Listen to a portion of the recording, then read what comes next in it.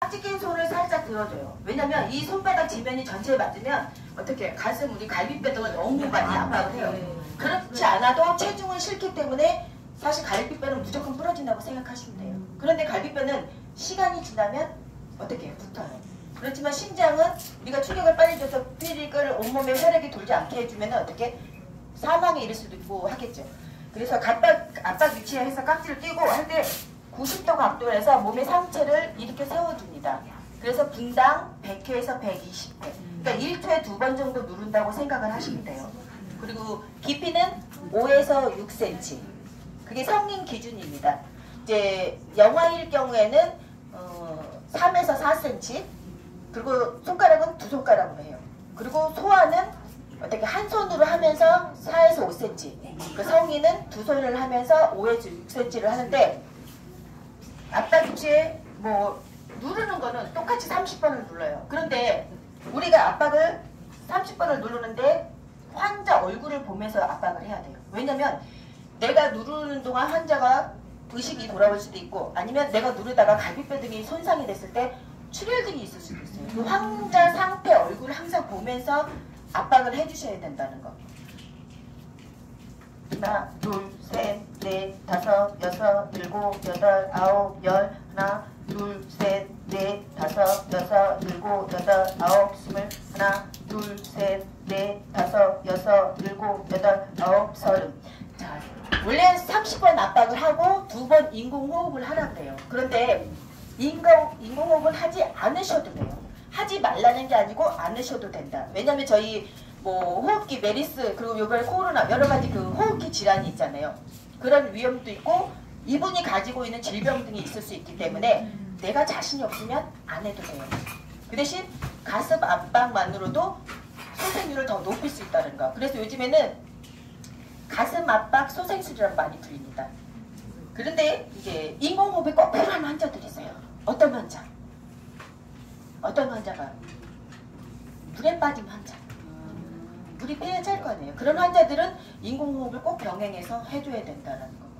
자, 내가 압박을 하고 누르다 보니까 자동 심장 충격기를 누군가 찾아다 줬습니다. 자, 요거는 여러분들이 보시다시피 알지만 여기에 보면은 하는 방법이 다 그림에 있어요. 그림에 있어서 얘는 우리 내비게이션에 주소지를 찍죠. 그것처럼 시작만 누르면 설명을 다 해주잖아요. 그거랑 똑같다고 생각하시면 됩니다. 그래서 요거는 환자 머리 위 30cm 정도 놓은 상태에서 자, 이렇게 패드가 2개 있어요. 하나는 오른쪽, 하나는 왼쪽.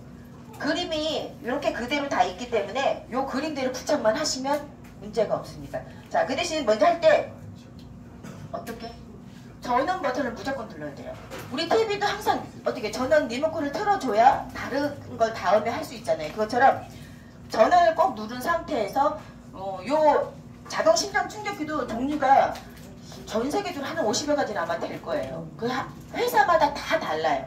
그 대신에 영어든 일본어든 중국어든 어떻게 하는 방법은 다 똑같다라는 거. 그것만 기억하시면 됩니다. 그래서 전원 버튼이 들어오게 한 상태에서 어떻게 오른쪽은 요 쇄골 있죠. 쇄골 아래쪽으로 오른쪽으로 이렇게 부착을 해주시면 돼요. 쇄골 위로 하지 마시고 쇄골뼈 충격으로 인해서 부러질 수 있기 때문에 아래쪽으로 해서 오른쪽으로 해준 상태이고 왼쪽은 이렇게 갈비뼈 밑에 옆구리 쪽에 이렇게 부착을 해주시면 돼요. 성인용 모드입니다. 패드를 확인해 주십시오. 이게 지금 접착이 잘 안 되는데 이렇게 부착을 해주시면 패드 돼요. 사이에 있는 필름을 제거하세요. 패드를 확인해 주십시오. 패드 부착 위치를 확인하여 부착하십시오. 얘가 접착력이 안 돼서 계속 지금 부착이 안 되는데 접촉금지. 자, 이때 접촉 금지해 주세요. 왜냐면 심장 리듬 분석을 할 거라서 일반인 우리가 심장이 제대로 활동을 하는 사람이 되면 어떻게 오류가 나겠죠. 그래서 접촉 금지. 전기 충격 준비 중입니다. 자, 이때 전기 충격 금지 중지라면 이때는 압박을 하고 계셔도 돼요.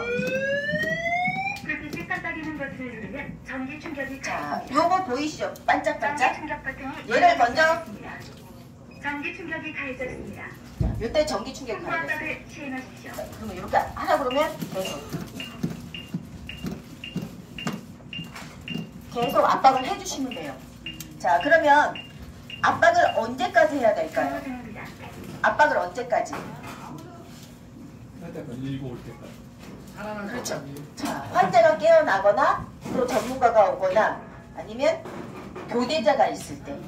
그리고 또 하나, 처치자가 이게 사실 생각보다 정말 힘들어요. 그래서 처치자가 이 사람을 긴 시간을 못해요. 근데 하다가 내가 정말 힘들어서 나도 생명의 위협이 느껴지면 어떻게 손을 뗄 수밖에 없죠. 이 네 가지 경우에 말고는 내가 이 사람이 의식이 소생의 의미가 없다라고 생각해서 손을 떼시면 절대 안 된다는 거.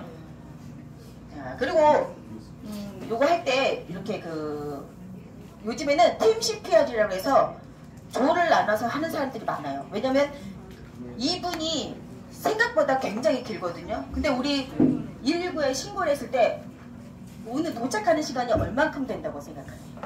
얼마나 빠르게 올까요? 5분, 10분 정도는 생각하셔야 돼요. 도심에 살아서 운 좋게 집이 바로 옆이야. 소방서가. 그러면 금방 오겠죠. 근데 그렇지 않은 곳에서는 아무리 빨리 와도 10분 정도는 생각해 주셔야 돼요. 그럼 10분이면은 이 압박을 얼마큼 하셔야 되는 거예요?